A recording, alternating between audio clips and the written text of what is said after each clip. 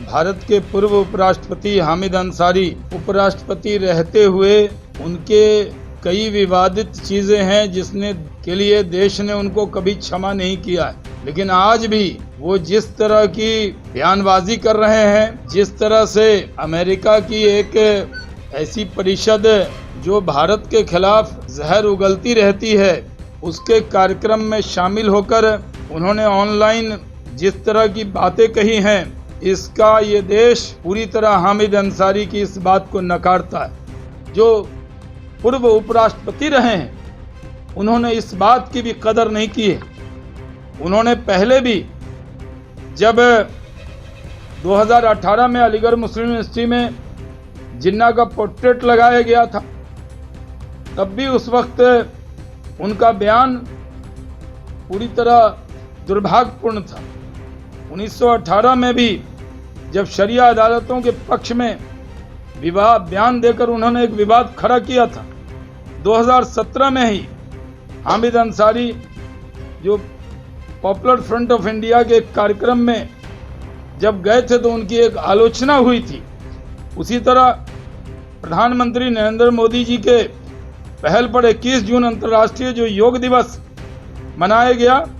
उसमें भी 190 से ज़्यादा देशों ने उसमें भाग लिया। लेकिन उस वक्त उस कार्यक्रम में राष्ट्रपति प्रणब मुखर्जी साहब, हमारे नेता नरेंद्र मोदी जी, कई केंद्रीय मंत्री शरीक हुए, लेकिन हामिद अंसारी साहब ने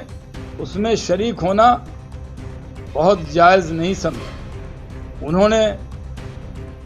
जिस तरह की बातें की, वो देश पहले से, जब उन्होंने एक बार वंदे मातरम के लिए जब कहा गया, तब उन्होंने कहा नहीं, मैं भारतीय हूँ, यही काफ़ी है। हामिद अंसारी साहब इस देश के जो लोग हैं, पढ़े लिखे लोग हैं, वो उनसे पूछना चाहते हैं, पूरा देश उनसे पूछता है, आखिर जिस देश ने आपको नंबर 2 कुर्सी दी, यानी उपराष्ट्रपति की कुर्सी दी, जिस देश ने इतना सम्मान दिया, कई राज्यों में आप भारत के एम्बेसडर रहे, कई राज्यों में भारत का प्रतिनिधित्व किया, और आपकी ज़हन और आपका दिमाग इतना भारत के लिए ऐसा क्यों है, ये देश जानना चाहता है। जब 3 साल पहले जब सुप्रीम कोर्ट में एक बार राष्ट्रगान अनिवार्य करने की बात और मद्रास हाई कोर्ट ने वंदे मातरम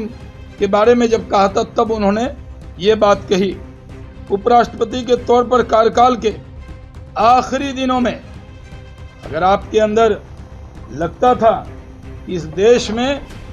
आपको, या ऐसा लगता था कि किसी समाज को कोई सम्मान नहीं मिल रहा है,